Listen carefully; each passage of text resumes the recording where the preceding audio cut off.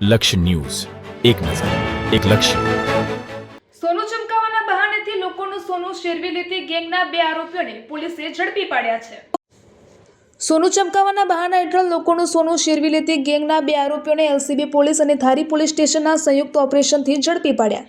થોડા સમય પહેલા ધારીના નવીન વસાહતના વેપારીને ત્યાં સોનું ઉજળું કરી દેવાના બહાના હેઠળ સોનાના આરોપીઓએ દ્વારા સોનું શેરવી લીધાની ફરિયાદ મારફત આ ગુનાની ફરિયાદ ધારી પોલીસમાં નોંધવામાં આવી હતી.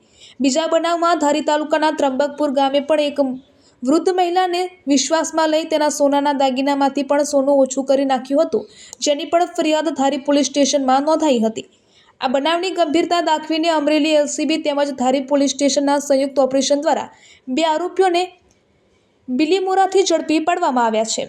પકડાયેલા આરોપીઓ એક મોહમ્મદ જિયા ઉલ ઉંમર 36 વર્ષ અને 2 મોહમ્મદ ગફુર ઉંમર 34 વર્ષ બંને આરોપીઓને ઝડપી પાડીને પોલીસ વિભાગ દ્વારા કાયદેસરની કાર્યવાહી હાથ ધરવામાં આવી હતી.